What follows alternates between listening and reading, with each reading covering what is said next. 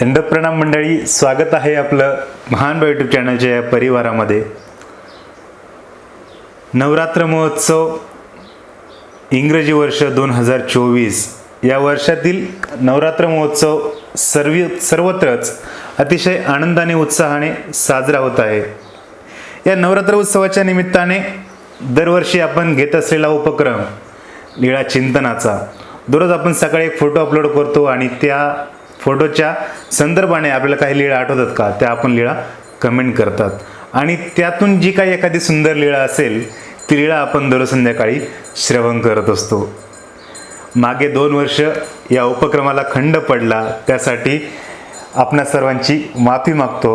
परंतु 2024 या वर्षामध्ये पुन्हा आपण हा उपक्रम सुरुवात करत आहोत. खूप आनंद होत आहे या निमित्ताने.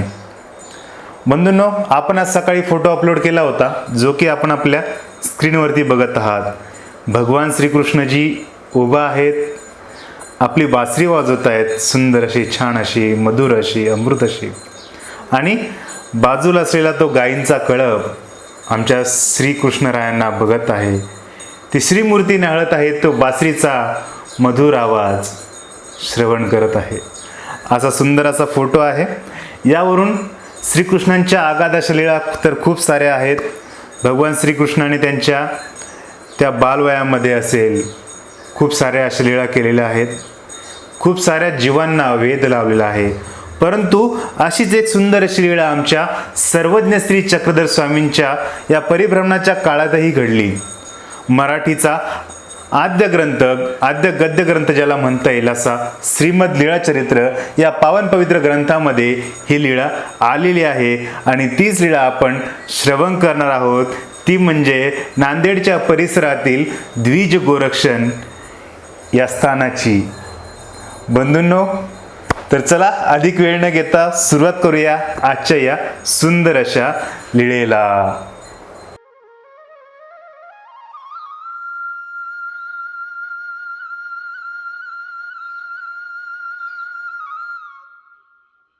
परब्रह्म परमेश्वर अवतार साधनदाता सर्वज्ञ श्री चक्रधर स्वामी एकांक पायी परिभ्रमण त्यावेळेस चालू होतं नांदेडच्या त्या परिसरामध्ये. स्वामींचे एकनिष्ठ भक्त भांडारेकर यांचं देहवसन झाल्यानंतरला स्वामीजी पुन्हा एकाकी पडले होते. एकांताने ते नुसते फिरत होते, जीवांचा कल्याण करत, जीवांचा उद्धार करत, जीवांना मोक्षाचं ज्ञान दान देत देत गावोगावी परिभ्रमण करत असताना नांदेडच्या परिसरामध्ये स्वामीजी भिक्षेसाठी एका महापुरुषाच्या लीळाचरित्रामध्ये शब्द आले आहे, एका ब्राह्मणाच्या घरी ते गेले. तेथे गेले आणि भिक्षा हा शब्द उच्चारला. इतक्यात त्या घरातील जो कर्ता पुरुष होता तो बाहेर आला. त्याने स्वामीजींना बघितलं. अरे काय रे म्हटला, एवढा धडधाकट माणूस तू, एवढा बलवान, एवढा शक्तिवान, दिसायलाही असा तरुण आहेस, मग का भिक्षा मागतोय? का एखादं काम करत नाही? का कुणाच्या गायी राखत नाही? इतक्यात स्वामीजी त्याच्याकडे बघत स्मित हास्य केलं आणि स्वामीजी त्याला म्हणतात, आम्ही काम करू हो, आम्ही गायी राखू हो, पण कोणीतरी काम देणारं तर पाहिजे ना, कोणीतरी गायी राखायला देणारं तर पाहिजे ना. यावर तो जो व्यक्ती होता तो हसला आणि म्हणाला, अरे एवढंच ना, तर चल मी देतो तुला आमच्या गायी राखण्याचं काम. नुकतंच तो जो व्यक्ती होता, त्या व्यक्तीच्या गायी राखणारा जो गुराखी होता तो काम सोडून गेलेला होता आणि त्याने प्रत्यक्ष या जगाच्या मालकाला स्वतःच्या गायी राखण्यासाठी निमंत्रित केलं होतं. एका प्रकारे कामाला लावलं होतं. या जगाचा मालक तो, जीवांचं कल्याणच तर करायचं होतं ना. तो म्हणाला, स्वामीजी म्हणाले, आम्ही गायी राखू, दाखवा कुठे. मग स्वामीजी तिथे गेले, त्याच्या ब्राह्मणाच्या त्या ओट्यावरती दाराशी. त्याच्या ब्राह्मणाने त्याला सर्व काही सांगितलं. आम्ही तुला एका वेळचं जेवण देऊ, संध्याकाळचं भोजनही देऊ, एका वेळची शिदोरी देऊ, असं मला म्हणायचं होतं. एका वेळची शिदोरी देऊ, एका वेळचं भोजनही देऊ, इथे तुला राहायला जागाही आहे, असं सर्व काही त्यांचं ठरलं. परंतु आमच्या स्वामीजींनी या जगाच्या मालकाने, सर्व जीवांना मुक्त करणाऱ्या आमच्या स्वामीजींनी त्याच्या समोरही काही अटी टाकल्या. स्वामीजी त्याला म्हणाले, आम्ही तुमच्या गायी राखू, परंतु आम्ही त्या सोडू, परंतु बांधणार नाहीत. आम्ही त्या चारायला नेऊ, परंतु आम्ही गायी दोहणार नाही, म्हणजे त्यांचं दूध वगैरे हे काही काढणार नाही. तो व्यक्ती म्हणाला, एवढंच ना, ते तर आम्हीही करून घेऊ, तुम्ही फक्त आमच्या ह्या गायी राखा, रानामध्ये घेऊन जा, चारायला नेत जा. सर्व काही अटी मान्य वगैरे झाल्या. आमच्या स्वामीजींना त्याने ते स्वामीजींची राहण्याची जागा दाखवली. त्याच्या ओट्यावरती जिथे पहिला गुराखी राहत होता तेच अंथरूण आमच्या स्वामीजींनी स्वीकारलं. त्याच गुराख्याचे कपडे आमच्या स्वामीजींनी स्वीकारले. त्याच गुराख्याच्या ज्या चपला, वाहने वगैरे जे काही सर्व वस्तू होत्या त्या आमच्या स्वामीजींनी स्वीकारल्या.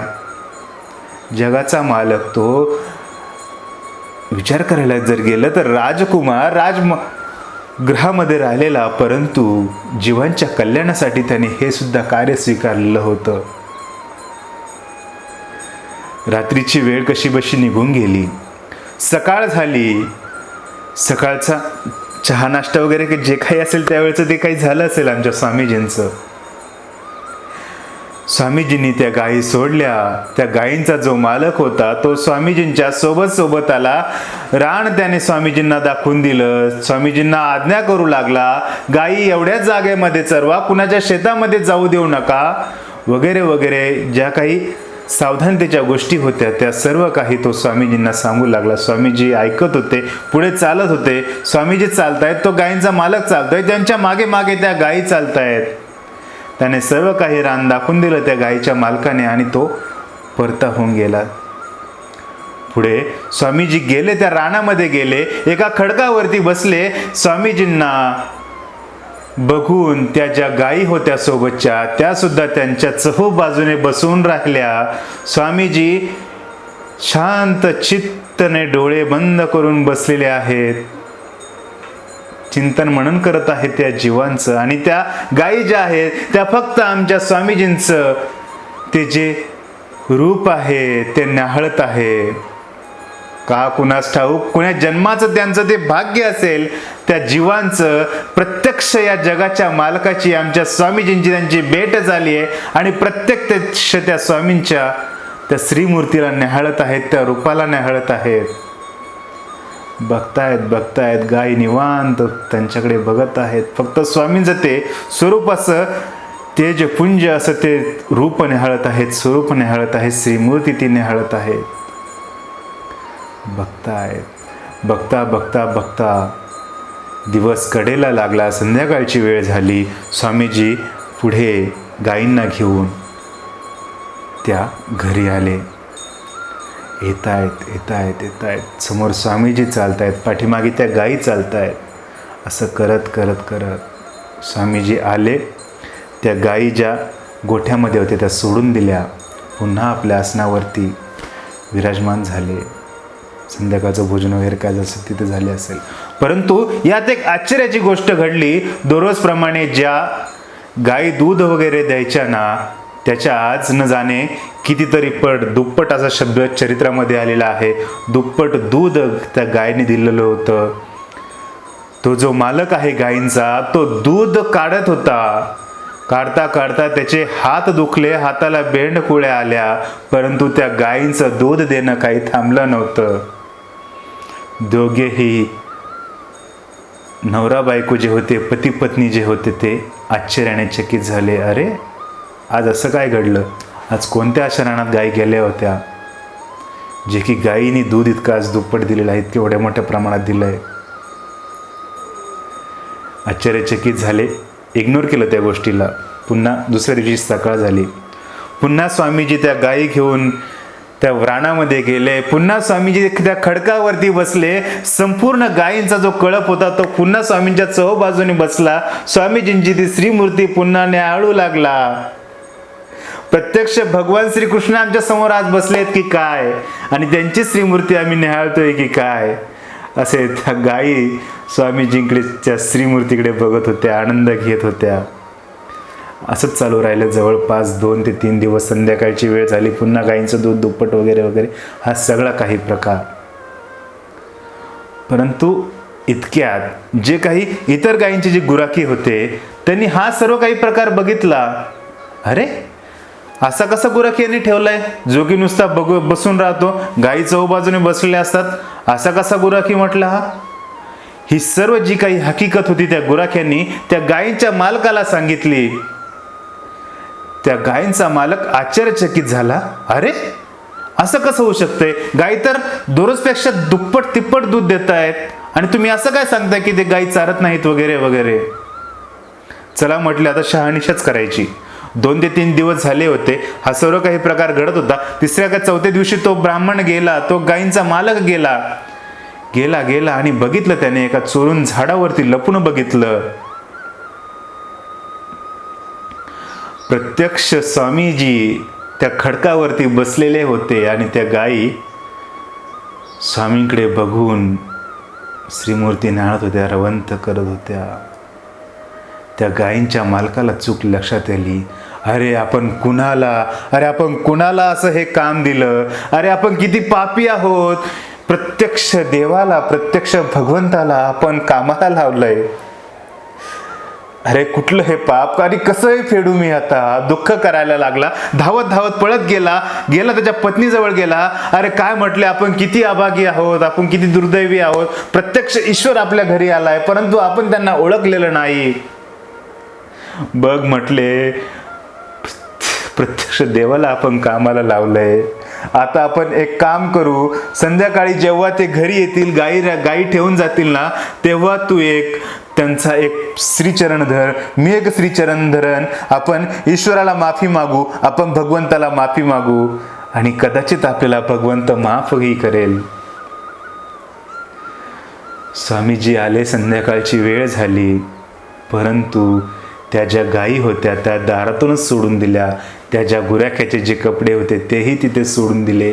आपले जे काही वस्त्र होते ते वस्त्र घेतले आणि स्वामीजी बाहेरच्या बाहेरच चालले गेले पुढच्या आपल्या जीवांच्या कल्याणाकरिता. त्या गायींचा मालक बाहेर आला, बघतो तर काय फक्त गायीच आल्या होत्या, परंतु स्वामीजी त्यांना तिथे दिसले नाही. दुःख करू लागले, किती आम्ही अभागी आहोत, किती आम्ही दुर्दैवी आहोत. न जाणे कधी आपलं असं भाग्य येईल त्या गायींच्या सारखं मला म्हणायचं आहे. प्रत्यक्ष ईश्वर आमच्या समोर असेल आणि आम्ही त्यांची श्रीमूर्ती अगदी प्रेमाने, त्यांची ती सुकुमार श्रीमूर्ती आपण न्याहाळत राहू, भगवंताला पाहत राहू. आपल्या या चर्मचक्षूंनी, आपल्या या डोळ्यांनी. खरोखरच किती भाग्यवान त्या गायी, किती भाग्यवान ते भक्त सन्निधानातील ज्यांना प्रत्यक्ष स्वामीजींचं दर्शन झालं. नवरात्र महोत्सवातील आज हा पहिला दिवस. अतिशय सुंदर अशी लीळा आज आपणास श्रवण करायला मिळाली, मलाही वाचनास आली. स्वामीजींची लीळा ही वर्णन करण्याचं सौभाग्य मला ईश्वराच्या त्या परमकृपेमुळे लाभलं, आपल्या प्रेमामुळे लाभलं. बंधूंनो, जुनं चॅनल हे आपलं चालूच आहे, परंतु या नव्या चॅनलवरती हा व्हिडिओ येतो आहे. काही कारणं आहेत, ते कारण बाजूला राहू द्या, परंतु या नवीन चॅनललाही पुन्हा आपल्याला भरभराटीला आणायचं आहे. आणि इथून पुढे 9 ते 10 दिवस जे आहे ते लीळा चिंतन आपण याच चॅनलवरती करणार आहोत. जास्तीत जास्त व्हिडिओ शेअर करा, चॅनलला सबस्क्राईब करा. व्हिडिओ आवडला असेल तर लाईक करायला लागतंच, एक कमेंटही करावं लागते. त्या सगळ्या गोष्टी करा. जास्तीत जास्त चॅनलला सबस्क्राईब करायला लावा आपल्या परिवारातील सर्वजणांना. आणि इथून पुढे 10 दिवस या संपूर्ण ज्या लीळा आहेत त्या आपण याच ठिकाणी श्रवण करणार आहोत. बंधूंनो, उद्या सकाळी पुन्हा भेटूयात. सकाळी 10 ते 10:30च्या दरम्यान एक फोटो आपल्या चॅनलवरती येईल, जुन्या चॅनलवरती येईल आणि ह्या चॅनलवरती येईल. आणि लीळा जी आहे ती आपण या चॅनलवरती श्रवण करणार आहात. उद्या संध्याकाळी भेटूयात 6 वाजता. तोपर्यंत आपणा सर्वांस एक प्रेमपूर्वक दंडवत.